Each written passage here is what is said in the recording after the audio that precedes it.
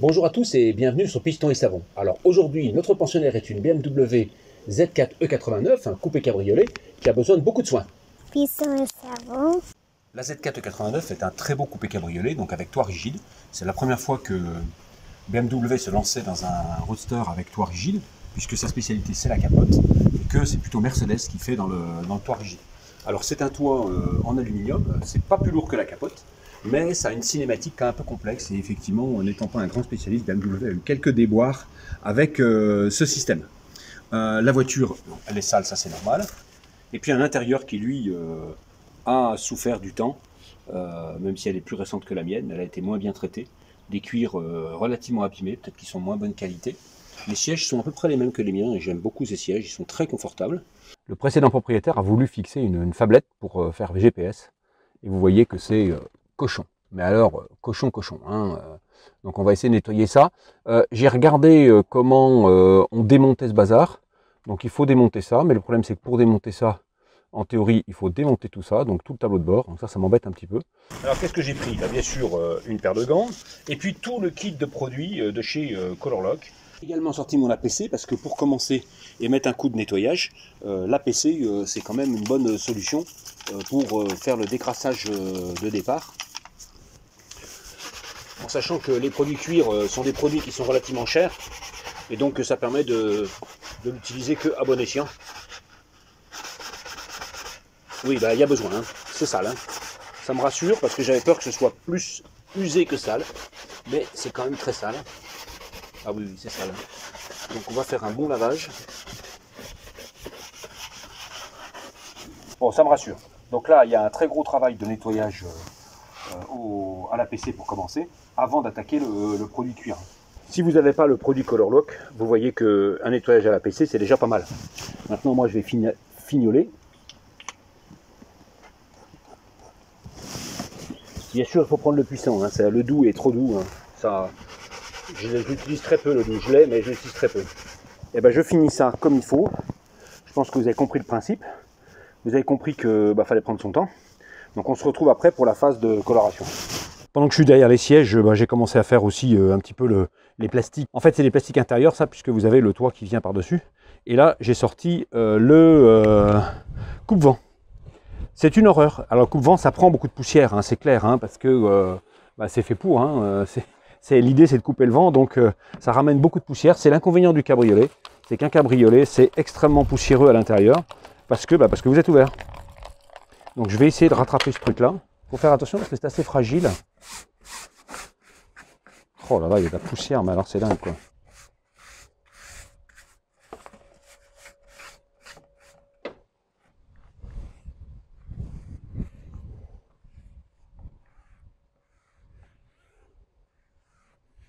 Bon, c'est quand même beaucoup mieux comme ça. Alors là, il y a tous les joints qui sont jaunes. Donc ça va être compliqué à avoir. Mais disons qu'il faut commencer par un bon APC, une brosse et un coup de microfibre pour voir un peu où on en est, tellement c'est sale. Et là, la brosse, c'est bien parce que ça rentre bien dans les joints, là. Parce que c'est plein de poussière à l'intérieur. Alors, j'ai bien laissé sécher les sièges. Parce que j'ai fait un peu de plastique à l'arrière de la voiture en attendant. Et donc maintenant, j'attaque l'essence de nettoyage cuir pour dégraisser les cuirs. Donc ça se met sur une microfibre, jamais sur le cuir. Hein. Alors là, par contre, faut pas déconner quand même. Voilà, avec un chiffon. Et puis, voilà. On vient dégraisser les cuirs pour enlever tout ce qui resterait à la fois comme produit de nettoyage, parce que c'est pour ça que je l'utilise plutôt après, et comme graisse de saleté, quoi. Oh, on les sent propres, hein. Ça glisse bien. Vous voyez que j'en mets pas trop, faut pas trop mouiller le cuir. Hein. Alors je vous rappelle que la couleur c'est une peinture. Ça s'utilise avec un petit tampon mousse. Il faut y aller délicatement. Ça c'était acheté pour ma voiture, j'ai pas eu le temps de la faire. Encore une fois, ça va servir pour une autre. Alors, on va y aller doucement parce que là c'est vraiment, il n'y a pas d'épaisseur, rien. Sinon quand il y a de l'épaisseur, il faut un cuir liquide. Je vais peut-être d'ailleurs en acheter parce que je veux bien tester. Ici aussi peut-être un petit peu. J'y vais hyper doucement parce que là, la couleur, je suis pas sûr de moi. Hein.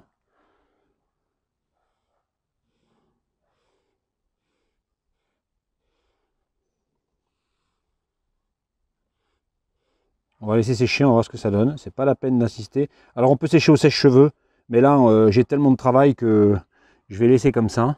Et puis je vais voir, je vais faire l'autre siège en attendant. Et puis je reviendrai après ici.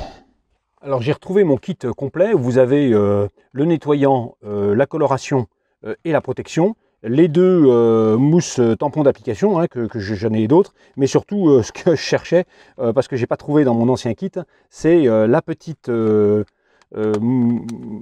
c'est pas une microfibre, hein, c'est une fibre de coton qui sert à passer la protection. Donc c'est pour ça que j'ai ressorti ce kit tout neuf, pas encore utilisé, faute de temps. Donc la lotion protectrice, c'est la même que celle qu'il y a dans le kit, hein, mais je vais finir celle-là d'abord. C'est facile, ça s'utilise avec délicatesse, comme un lait pour cuire, hein, c'est ça que c'est. Hein. Donc c'est un lait pour cuire, ça s'utilise assez généreusement avec ce chiffon extrêmement doux qui permet de bien étaler le produit. Il faut être assez généreux en fait. Hein. Parce qu'il faut donner un aspect brillant un peu, mais surtout il faut que ça nourrisse le cuir. Hein. Alors qu'est-ce qu'on peut dire de la coloration du cuir? Parce que je me suis quand même lancé aussi sur la coudoir, parce que c'est vraiment dommage. C'est que mon produit il est trop vieux, donc il ne marche pas. On voit bien, il y a des grains qui sortent, ça ne va pas. Donc mon produit, il a vieilli. En plus, il était au garage, donc ça c'est un peu dommage parce que il est neuf et que il est à jeter. Donc on va commencer par un test, le goudron résine en chimique. Donc après on verra si jamais ça marche pas, on fera en mécanique. Hein. Oh là, il y a de la colle. Hein. Ça je pense que c'est du silicone. Donc ça c'est plus classique à enlever. Mais faut pas traiter votre voiture comme ça, hein, c'est pas sérieux. Bon, le pari qu'il faut faire maintenant, c'est combien d'heures il va me falloir pour que ce soit nickel. Même si on est d'accord que ça, sur le silicone, je suis bien parti. Donc on va essayer de voir si on peut enlever ces tétons pour enlever le couvercle, parce que ce sera nettement plus facile à nettoyer. Et puis après, les heures, je vais vous les épargner. Alors, petit point d'étape après cette pause déjeuner, bien méritée, 4 heures de travail. Voilà, je suis assez content de ce que j'ai fait sur la partie basse. On voit bien les traces de colle qui sont imprégnées dans le plastique. C'est le but, hein, c'est d'attaquer le plastique pour que ça colle bien. Donc là, ça a collé, quoi. Par contre, le silicone, c'est pas mal. Il reste quelques petits points blancs là dans le coin, mais bon, je pense qu'on va y arriver.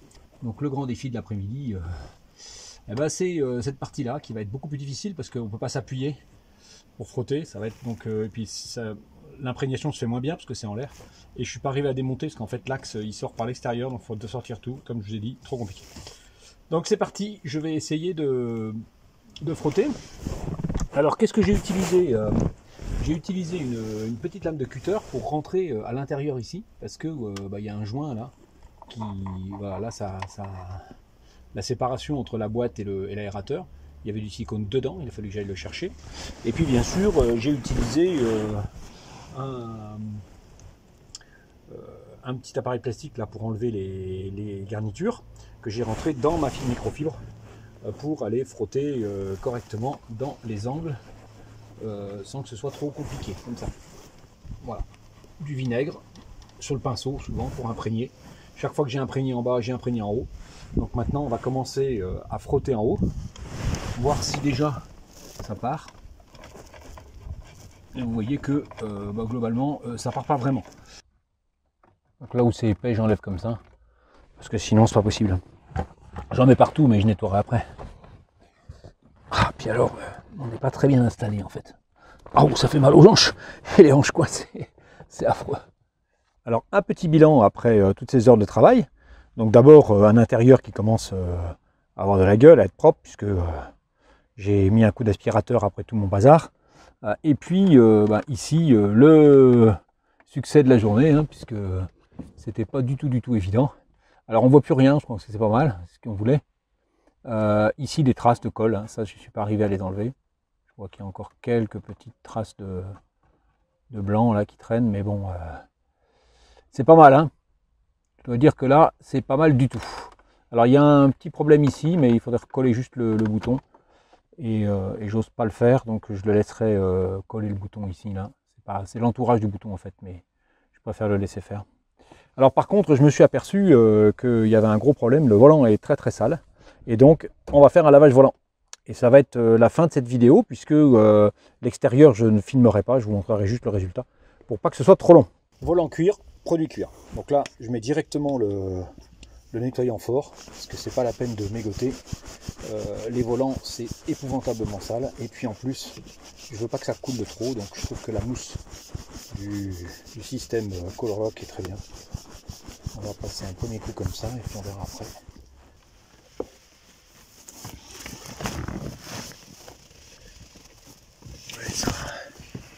Ah, ça accroche, hein, c'est sale. Voilà, là je vois que ça commence à bien venir là. Là je suis assez content. On commence à voir un peu la couleur d'origine, j'allais dire. Je l'ai nettoyé je ne sais combien de fois la brosse, hein, parce qu'effectivement elle se salit. Hein. Il faut faire attention si vous protégez votre volant, parce que c'est du cuir, parce qu'il ne faut pas que ça glisse de trop quand même. Hein. Donc il faut y aller un petit peu plus mollo que sur les sièges. Bon, moi je fais ça vite fait, parce que c'est la fin du pot en fait. Donc un tout petit peu de lotion, juste pour faire briller un poil, nourrir, mais pas trop glissant quoi. C'est pour ça que je prends pas la microfibre super lisse, parce que sinon je vais avoir un truc très glissant. Là je veux juste nourrir un poil, pour pas qu'il sèche, c'est tout. Bon bah ça, meilleure gueule. Après je vous dis, le seul problème c'est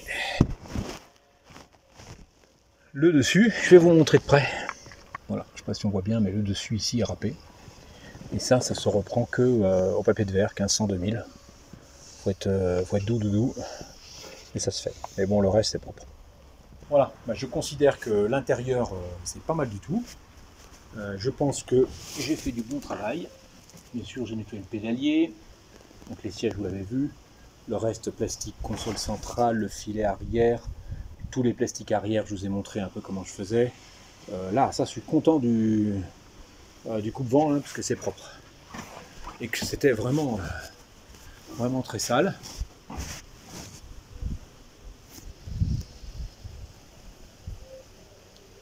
Voilà, je vais boucler là-dessus après 7 heures de travail. Je trouve que c'est pas si mal que ça.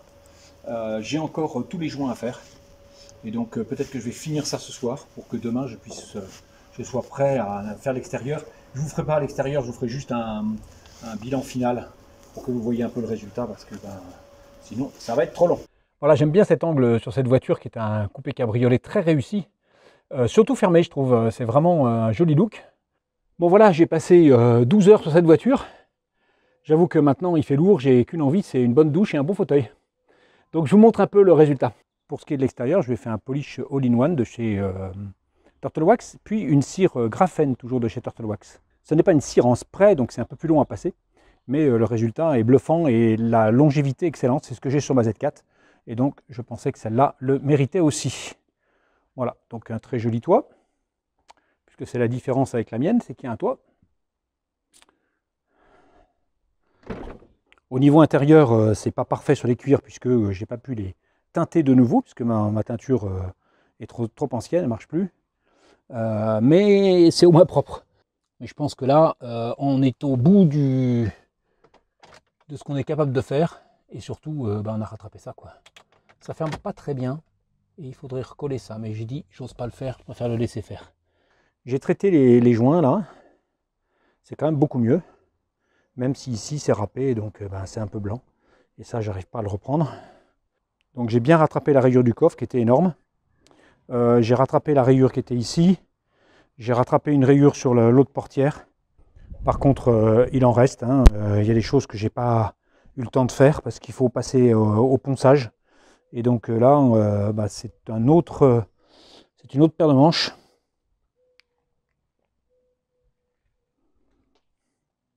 En fait, pour le coffre, j'ai dû poncer. 1500, 2000, 2500, 5000 et puis polish. Mais ici, j'aurais pu le faire aussi. C'est pas mal ce que j'ai fait. Mais on voit encore un tout petit peu la reprise de peinture qui a été faite avant. Sinon, c'est pas mal. Hein. Je suis pas très content de l'arrière. parce que ici c'est encore micro-rayé, je trouve. Même si ouais, c'est quand même bien, hein. C'est quand même joli par rapport à ce que c'était. J'ai eu beaucoup de mal avec les jantes parce que tous ces petites vis là, c'est dur à nettoyer. Donc je les ai quand même cirées avec la Purse Boy cire à jantes là, c'est super bien. Et puis surtout c'est très durable. Donc je sais que là, il n'aura pas de souci pour renettoyer derrière. Et c'est quand même le principal, lui faciliter la vie, puisque c'est des amis auxquels je tiens beaucoup. Donc je voulais que ce soit le plus nickel possible. Alors le capot est grand et je vous assure que quand on fait le polish et la cire, le capot est pas grand, il est immense. C'est dingue. J'ai du mal à atteindre le milieu là-bas en plus, alors c'est compliqué. Ça a été beaucoup de travail. Évidemment, j'ai pas pu résister à faire un petit coucou à ce 6 cylindres de 2,5 litres et 200 chevaux, ce qui n'est pas énorme d'ailleurs, en lui mettant un petit coup de nettoyage un peu rapide, mais qui est quand même efficace. Je trouve que ça a de la gueule. Alors j'espère que vous avez apprécié ces 12 heures de travail résumées en si peu de temps. En tout cas moi, je vous remercie d'avoir suivi cet épisode de Piston et Savon, et je vous dis à bientôt pour une nouvelle vidéo.